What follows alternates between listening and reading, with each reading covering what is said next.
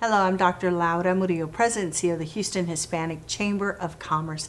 It is my honor to recognize our next Houston legend. On behalf of the Houston Hispanic Chamber of Commerce Board of Directors and staff, we recognize Houston legends who have contributed a great deal to our region. Today we have no other than Dr. Jackie Valley. She's here today to talk a little bit about the many things that she's done, especially one of them that we're particularly proud of her. She just completed her doctorate. Dr. Jackie, Hi. Congratulations and welcome. Thank you so much. Thank you. Thank you for having me. It's an honor. Absolutely. So Dr. Jackie has served as a public official, a philanthropist, policy advisor. She and I serve on the Harris County Women's Commission, where she serves as chair. She's also served as chair of the YMCA Capital Campaign, and her personal journey is an incredible one. She's very proud of her culture. She's shaped leadership. She's an influencer, and this has been an active part of our civic and business community.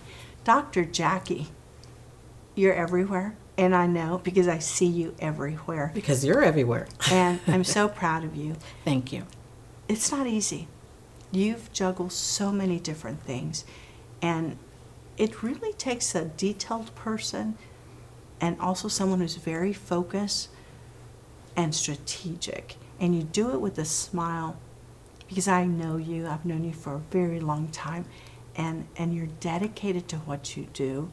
You're a mother, you're a wife, and it's just all around good person. And you have a zest for life. Most of all, I mean, I see it in your passion and your energy. And that's one of the many reasons why we wanted to recognize you as a Houston legend. You serve as an example of what can be done in this great city, thanks to great people like yourself. Thank you so much. Absolutely. Yeah, it's important that we lift those who don't have opportunities. And a lot of my service comes through opening doors for those people who don't have a voice at times. So my background, I came from the Caribbean. And my family, public service and community service is in my DNA.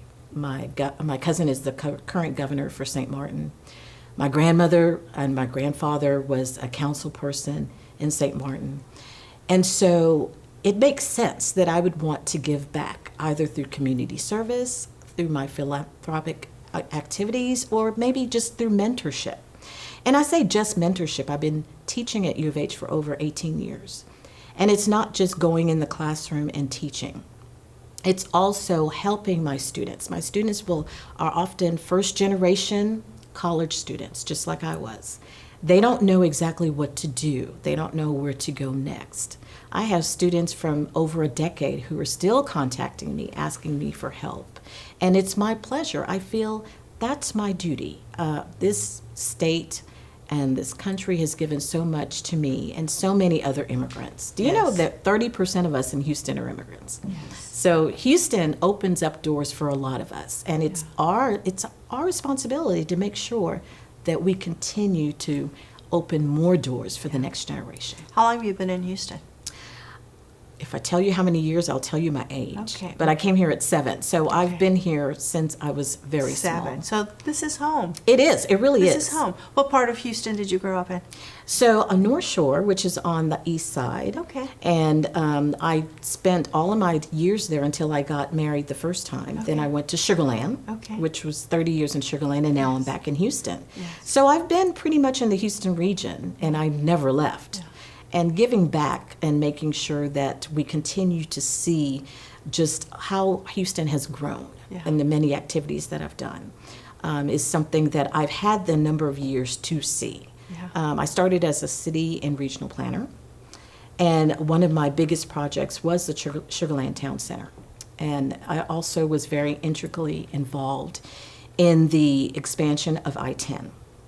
Those two were my big projects early on in my career. And I said, you know, if I'm going to be helpful in infrastructure, I want to be helpful to the people who are riding the infrastructure, the people who are residing in these buildings. And so my service turned more into focusing on people. Okay. Which is why you see a lot of my philanthropic efforts with the YMCA or with American Cancer Society. I wanted to make sure that not only the services are being taken care of, but the people are taken care of as well. So specifically, working on your doctorate, everything else has to keep going. You're Yes. still teaching at the University of Houston.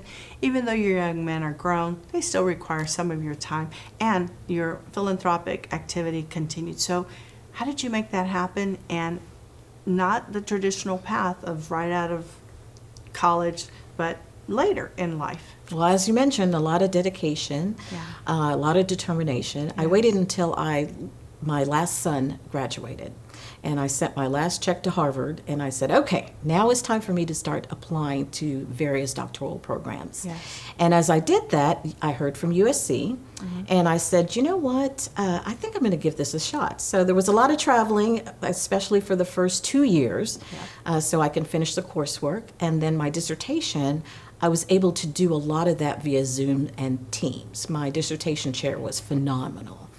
And I focused on the retention and graduation rates of African American students because I wanted it to be a working document, something that I can actually use at U of H and something I can use with my students. And my administrators and we are incorporating a lot of those policies. And so that really gave me a lot of pleasure.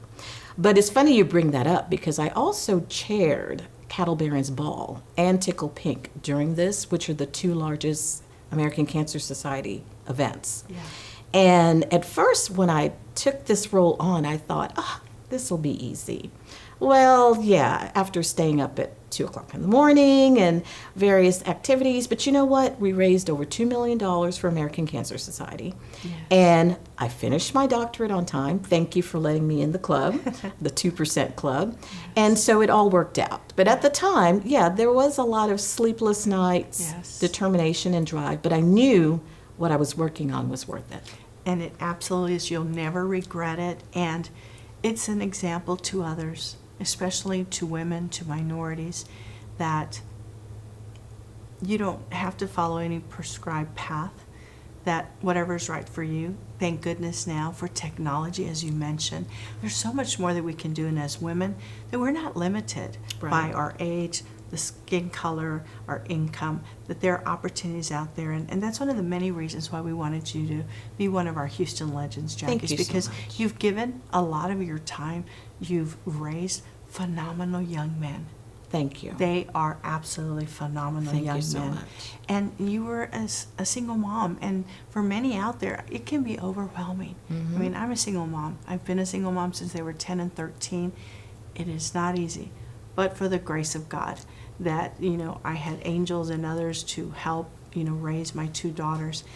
But I do believe that there are a lot of single moms that often feel overwhelmed and have to make sacrifices. And so I want you to talk a little bit about some of the hard times, because we see you out there, we see you on social media, but you had some hard times. Sure, we've all had hard times. Yes, specifically for me, I wanted to make sure that my sons were not impacted by a lot of the turmoil that often goes with divorce. So I actually picked up around 2 or 3 jobs at the time. I was consulting. I was also teaching. At that point, I was teaching part-time, and then I started teaching full-time. And my consulting turned into 2 tiers, right? And often I wanted to be home, especially my eldest, he played a lot of baseball. And then my youngest did a lot of debate. So I wanted to make sure I was home for their activities, but then I had these other jobs that kept the lights on. So that meant stopping into the game and then also going to my events and then coming home at midnight, sometimes 1 o'clock, and then turning around and dropping them off in carpool and smiling. But it was really important that I showed them that hard work and integrity is important. Yes. And even though at times I probably got 5 hours at best, but I've often thought that your disposition and your personality really is the pathway to your future. And so my youngest son says I'm the most optimistic person he's ever met. And I think your optimism and your mindset really takes you through a lot of those. Absolutely. Yeah. And they learn by what they see, not necessarily what you say. So they saw a lot. They saw Mom working hard, and you Yes. continue to do that. And one of the last things that I want to ask you is your legacy. What would you like your legacy to be? I would like my legacy to be leadership is based on resilience and skill sets, but barriers should not hinder your leadership trajectory. The boards that I serve on, the work that I do in policy, and my philanthropic work, all of that is to uplift and help those who may not have an opportunity. And I've been a statewide appointee for over 14 years. And one of them is helping universities bring a lot of researchers to Texas universities. We've given them over $116 million. And the reason why I'm so passionate about that is because if the education is given to these opportunities given to these students, they can fly. If they're given the skill sets, they can fly. So I want my legacy to be, you've been given this opportunity for many generations to come. Well, you've done that, and I know there's a lot more still to come. So thank you for all that you have done. And on behalf of our board of directors, our staff, and our city, congratulations on being named one of Houston's Legends. Thank you so much. What an honor. It's Thank really you. been wonderful. Thank you. And I've enjoyed watching you over the decades together, doing great things, Dr. Jackie. Right back at you. Thanks Thank you. a bunch. I'm Dr. Laura Murillo. Thank you for joining us on Houston Legends. It is my honor to recognize David Saltman. Thank you so much. Well, you have done an extraordinary job. This bank has just grown at such rapid pace. In '92, we started buying some banks, and that helped us get started. Today, we're a $40 billion bank, about 4,000 people, and we started with about 10 or 15 people and 40 million. We've had a tremendous amount of success. Hopefully, we helped a lot of people in the process and built something that's lasting, that's going to help a lot of people for the future going forward. The Houston Hispanic Chamber of Commerce is the leading advocate for Hispanic business in our region. In Houston, we represent over $54 billion per year in consumer spending. Our thanks to our volunteers, sponsors, board of directors, and staff as we work to advocate for business and for a stronger economy. Learn more by visiting the Houston Hispanic Chamber of Commerce website, houstonhispanicchamber.com. Hello, I'm Dr. Laura Murillo, President and CEO of the Houston Hispanic Chamber of Commerce. Every now and then we sit with some incredible people. They are what we call our Houston Legends. These are individuals who have made significant contributions to our great city. And today we have none other than Judge Eric Andel. He's going to talk to you a little bit about his career and his love and advocacy for the juveniles that we have, not only in this great city, but across the country. He's dedicated his life to this great city as a judge. He served as senior judge, First Court of Appeals for the state of Texas. Go Cougs. He's a University of Houston Law Center graduate and a great friend of the Houston Hispanic Chamber of Commerce. Judge Andel, thank you so much for being here. Thanks for having me. Well, What a thank you. privilege. Thank you so much. And your generosity of your time, your passion for the juveniles in our great region is evident in a lot of different ways. But let's start with, you became a judge. Why was that important to you? You know, I think every profession we choose has a certain balance, not even a balance, probably imbalanced of wants and needs. Yeah. I always knew I wanted to get, as early as high school, I knew I wanted to be in politics, and I set in my mind that the best way to do that would be to go to law school. That was just, whatever happened after that, I don't know, but at least I had a straight track. Okay. And I kept that dream, and I went to law school. And during law school, I got to know some of the juvenile court judges through internships, particularly Judge Chris Cole of the 315th Court. And I started working with him, and he started asking me to help him with some charities, and Mayor Lanier got involved. And so I got in the habit of starting programs or helping start programs, being on original boards as young as right out of law school. And then the big break I got was that County Judge Lindsay put me on the mental, back then it was called Mental Health Mental Retardation Authority of Harris County at age 29. So there I was in a position, a well-known position, and became vice chair of now it's the authority, and they wanted me to take over all children's issues, and I think that's the turning point. At age 29, vice chair of the authority, what it's called now, Yes. working on children's issues. That was the springboard. That was the springboard. And fast forward, you continue to stay involved, and you have been so involved in the community despite a very hectic schedule.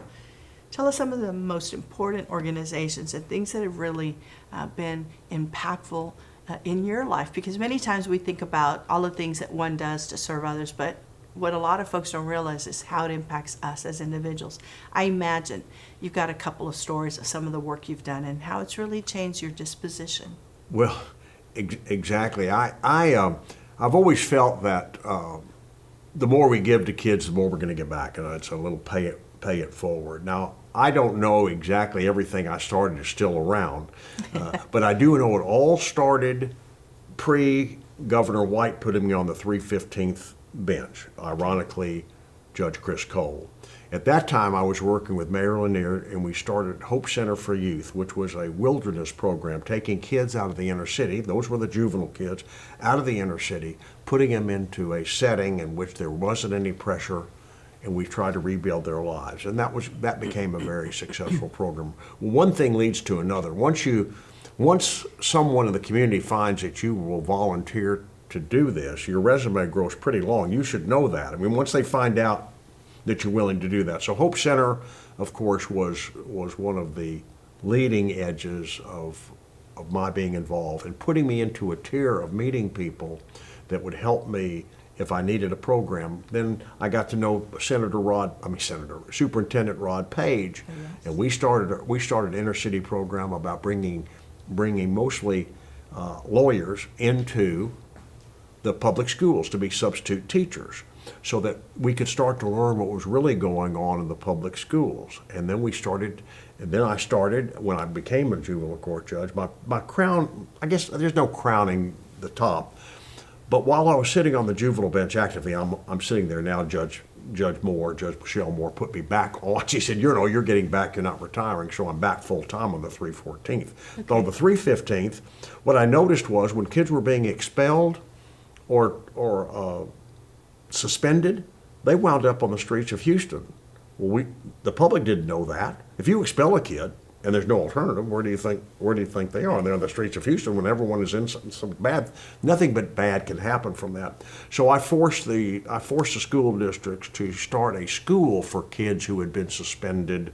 We called that High Point High School. So now I had a place to have a credit recovery high school, because these kids weren't going to get through. And it builds. You just keep building and building and building and You saw a building. need, you identified it, and going back to the relationships, you were able to pull this off, being with Rod Page and others, and you connected the dots for this community. Well, so much so that when Rod went to D.C. to become Secretary of Education, he pulled me along with him, and I became Deputy Undersecretary of Education. So I was able to at least instill some work on the federal side. Correct. Of that under President Bush at the time. Very important. Okay, so we're going to go back in time a little bit. Let's go back. First job. My first job was, of course, I worked in a family business, but I will put that aside. Well, but what did you do there? What was that? I'm My talking name- about okay, not good. professional Well, career. but like- I'll take you back to age 12, 13, 14. There you go. But, okay. So my dad was a manufacturer of women's sportswear. Okay. It's family business, and he was second generation immigrant. So the family worked in the business. That was just of course. I mean, that's what you do. So I would go downtown and get piece goods, bolts of piece goods, zippers, buttons, whatever, and bring them. And I would clip threads, and I would pack and ship. And I just learned how to run a business, There you go. women's manufacturer This in is Dallas. before the days of Amazon, so.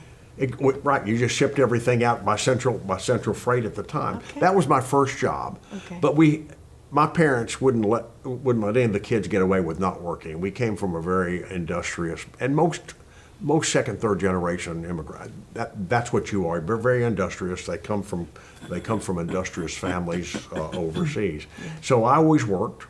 I worked during my childhood, and all the way through high school and frankly, all the way through college. So the work ethic, which is part of what drives me too. I mean, I have an ethic, I was instilled with a very positive work ethic that nothing is going to come my way. You have to work for everything. Yes. And you hope that you're going to produce good by working for everything. So that's the start. I waited, through newspapers, I popped popcorn, and I took tickets at a movie theater. Yeah.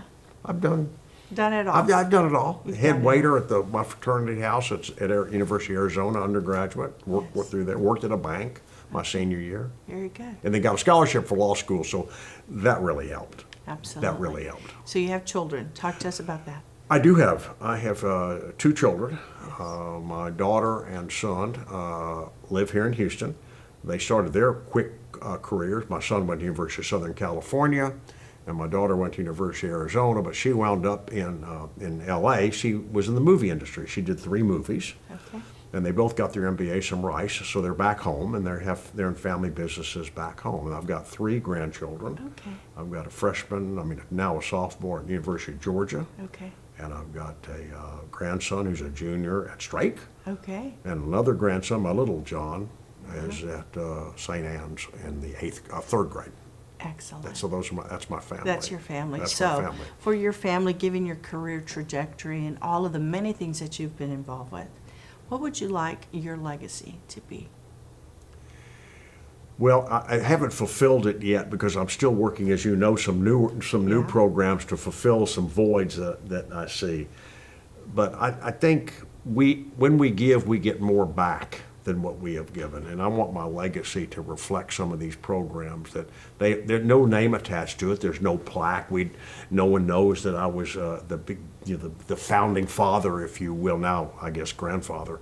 But nevertheless, that's what I want. I don't care that I don't get the credit. I just want programs to be in effect that outlive me, sustain me. Well, Petrocare now is my crowning. Now I've got another crown jewel that didn't even exist, nor did I think it would ever exist. So there's a lot of things that's what I want. We've got great programs that are still going. High Point High School is still going. Yes. Some of the others are not. Yes. So let's talk about this crown jewel that is Petrocare Foundation.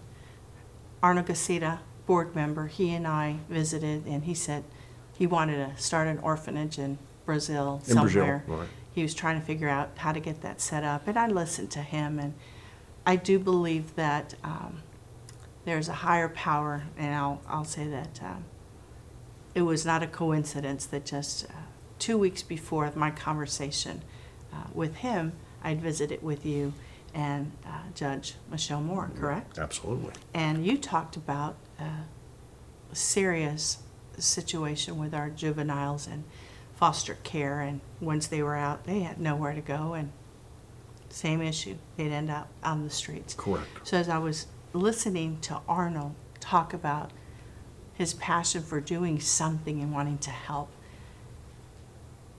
I said, you know what? I think you and Judge Endale should talk. He's doing some great things, and maybe there's something that you guys can do together here locally, and I'll get out of the way. And I sent the email, and you guys connected. I'll stop there. It was the most amazing, it remains the most amazing set of events that I've ever been part of, the alacrity of it. So I go out and meet him at his office, wonderful guy, and they serve lunch, even better. But the board was there, and they wanted me to talk about they wanted to tell me their idea, which was fine. Great board. And they looked at me, and I was just kind of nodding my head, and okay, orphanage. And the reason they said orphanage, because a dealership in New Orleans, I believe, had done that, and great results, because anything you do for kids on a consistent basis will bring good results. Yes. I said, well, what do you need? What do you think about it? I said, it's great. But I said, I have different needs in different areas, and that won't help anything that I'm dealing with right now, meaning a polite way to say, hey, good luck, Godspeed. But what do you need? I said, well, I need a program that helps my kids, because I hear all the child abuse and foster care cases for the 314th. That's a heavy load and heavy burden. But my need is when they get to be 18, they don't get kicked to the curb necessarily, but they get kicked to the curb. The system itself is relatively through with them. Yes. And what do they do? What have we done? What did we do when we took them out of their homes when they were 8, 9, 10?